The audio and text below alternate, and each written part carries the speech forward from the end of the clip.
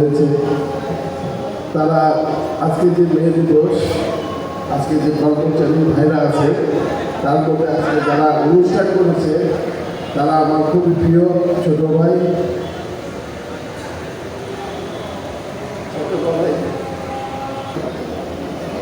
আজ মহান মে দিবস উপলক্ষে কিছু কথা বলার জন্য আমি এখানে এসেছি। আজকে যারা আয়োজন করেছে তাদেরকে আমি ধন্যবাদ জানাই। আজকে এই অনুষ্ঠানে যে সভাপতিত্ব করছেন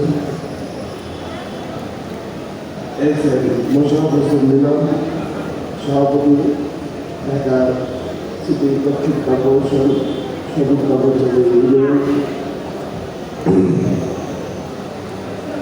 সঞ্চালকে আছে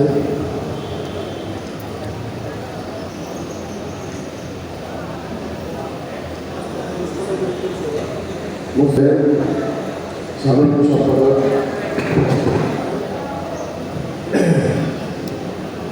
আমি প্রথমে স্মরণ করি সাবেক হোসেন খোকা ভাইকে, যার কথা আমরা সবসময় স্মরণ করি, যিনি আমাদের শিখিয়ে দিতে শ্রমিক কর্মচারী সবাইকে তার নিজের মতো করে দেখতে, ঘরের সন্তানের মতো দেখতে। আল্লাহ তাকে জানার পাশে করুক। আজকে সিটি কর্পোরেশনের যে প্রোগ্রামটা আমি মনে করেছিলাম কয়েকদিন আগে থেকে দুইজন একসাথে করলে আমি আরও খুশি হতাম। আমি তাদের কাছে অনুরোধ করব, শ্রমিক কর্মচারী যারা আছে সামনের প্রোগ্রামটা যেন দুই বন্ধুকে আমি এক করতে পারি। আমি দক্ষিণ যে প্রশাসক আছে সালাম ভাইয়ের সাথে আলাপ আলোচনা করে আমি দুই দলকে এক করার জন্য চেষ্টা করবো। এটাতে আমি আমার মনে হয় বিপক্ষে রাজি হবে আমার বিশ্বাস। আজকে যদি একসাথে সবাই থাকবো একটা বিরাট শক্তি আমাদের সামনে আরও যুদ্ধ আছে, আরও অগ্রশক্তি আছে। তোমরা যদি দুই দিকে থাকো তাহলে আমাদের শক্তি কমে যায়। তোমরা ঢাকা সিটি কর্পোরেশনে বিরাট একটা শক্তি এটা মনে রাখতে হবে। আজকে ধন্যবাদ জানাই উপস্থিত যারা এখানে অনেকক্ষণ ধরে বসে আছে, প্রায় 2 ঘন্টা যাবৎ 3 ঘন্টা যাবৎ বসে আছে। তাদের অনেক কষ্ট হচ্ছে, তারপরে বসে আছে। আমি আপনাদের কাছে ক্ষমা চেয়ে নিই, দেরি হয়েছে আমাদেরও। আপনাদের সময় দেওয়ার জন্য আমি খুবই আনন্দিত এবং কৃতজ্ঞতা জানাই। কৃতজ্ঞতা আরও জানাই আজকে শ্রমিক ইউনিয়নের যত কর্মচারী আছে সবাইকে আরেকটু বিশেষভাবে জানাই আমার ঢাকা 7 আসনে যারা আমার এলাকায় কাজ করছে, ঢাকা 7 পরিচ্ছন্ন বিভাগ, বিদ্যুৎ বিভাগ, ওয়াসা বিভাগ, মশন বিভাগ, এই তিনটাকে বিশেষ করে জানাই। তারা খুব দিন বা 24 ঘন্টা কাজ করছে। আমি আমার ফেসবুকে প্রতিদিন আপলোড দিচ্ছি। এরকম কাজ প্রতিটা আসনে যদি করা হয়, আমি জানি না প্রতিটা আসনে কীভাবে করছেন, কিন্তু আমার থেকে বলছি আপনারা প্রতিটা আসনে এইভাবে করে কাজ করলে আমাদের জনগণ যে আছে বিএনপির পক্ষে সামনে যে মেয়র নির্বাচন আসতেছে, আমাদের সালাম ভাই সম্ভবত দাঁড়াবেন, তার জন্য ভালো হবে এবং জনগণ বলবে যে এই মেয়র মহোদয়কে আমাদের দরকার।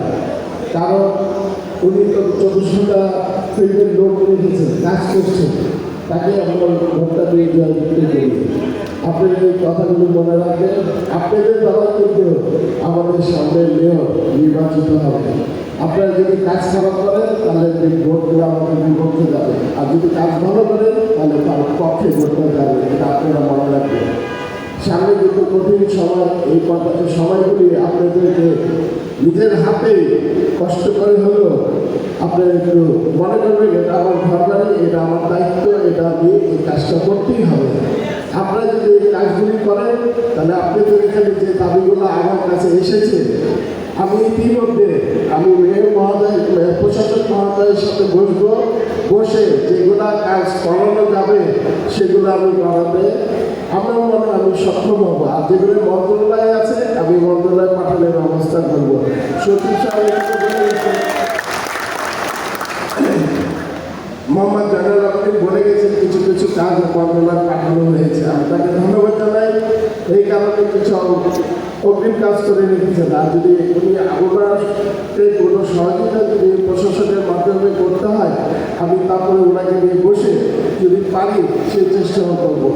কারণ আমাদের প্রশাসক সাহেব আমার সাথে এত আন্তরিক, এত গভীরতা যে আমি আশা করি উনি কিছু যাওয়ার আগে কিছু কথা বলে গেছেন।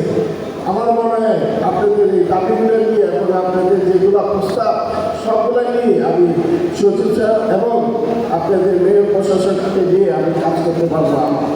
এই আশা ভরসা আছে। কিন্তু তার আগে আমাকে কথা দিতে হবে আপনারা মিলেমিশে কর্পোরেশনে থাকবেন এবং প্রতিটা আসলে ঢাকা সিটি কর্পোরেশন দক্ষিণে যতগুলো অঞ্চল আছে প্রতিটা জায়গায় আপনারা দিন রাত কষ্ট করেন, মানুষকে সেবা দেন। আপনাদের কাজ সেবা দেওয়া, আমাদের কাজ হলো আপনাদের চাকরি পারমানেন্ট করা। তারা যারা দক্ষ অদক্ষ আছেন তাদেরকে চাকরি থেকে যেন সরবরাহ না হয় সেদিকে আমরা খেয়াল রাখবো। আবার যারা চাকরিচ্যুত এখনও যারা চাকরিতে আগে ছিলেন এখন নাই, তাদেরকে কীভাবে আনা যায় বা কীভাবে আবার বেতন দিয়ে রাখা যায় বা বিনা বেতন দিয়ে রাখা যায় সেই ব্যবস্থা আমরা করতে ইনশাআল্লাহ। আমাদের কথা হলো আমরা যদি আপনাদের জন্য করতে পারি, আপনারা কেন জনগণের জন্য করবেন না? আপনাদের কাজই হলো জনগণের কাজ করা। আপনারা এর মধ্যে আমি অনেক কথাই শুনেছি, অনেক অফিসাররা আছে, আমি জানি না অনেক সুইপারদের বেতন দেন কিন্তু সুইপার কম থাকার বেতন দেন বেশি। এদিকেও খেয়াল রাখবেন। আমরা চাই জনগণের সেবাটা জনগণকে দেন, আমাদেরকে দিন না, জনগণ দেন। কারণ জনগণ থেকেই আপনারা টাকাটা পাচ্ছেন, ট্যাক্সের টাকা কিন্তু জনগণের কাছ থেকে পাচ্ছেন। আপনার জনগণের যত সেবা দিবেন তত আমরা আনন্দিত হব এবং জনগণকে আমাদের মেন দেয় আপনাদেরকে সেবা দিতে আবার সুযোগ সুবিধা করে দিতে পারবে। এটা আপনারা মনে রাখবেন। আপনাদের বেতন আটকিয়ে দেওয়া প্রশাসনের কোনো কাজ নেই, সরকারের কোনো কাজ নেই। বিগত দিনে যে সরকার ছিল সেটা চলে গেছে, এখন আমরা নতুন করে এসেছি। আমাদেরকে আপনারা সহযোগিতা করেন, আপনারা সেবার মান বাড়ান। আমরা আপনাদের দাবি দেওয়ার কথা যেভাবে আপনাদের দরকার সেভাবে আমরা কাজ করবো আপনাদের জন্য। আপনারা বলে যাবেন না যে এটা সিটি কর্পোরেশন আমাদের রাজনীতি আপনারা যা করবো তাই, তা না। আপনারা জনগণের সেবক হয়ে থাকেন, কারণ জনগণ সিটি কর্পোরেশনটা হলো জনগণের সেবকের জায়গা। আপনারা জনগণকে যত সেবক দিতে পারবেন আমরা তত সুবিধা দিতে পারবো প্রশাসনের কাছ থেকে, এটা বলে রাখবেন।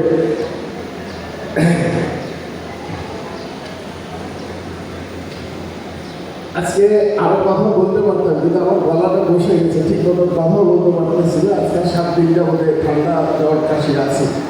যাক আপনারা ভালো থাকেন এই বলে আমার বক্তব্য শেষ করছি। আল্লাহ হাফেজ।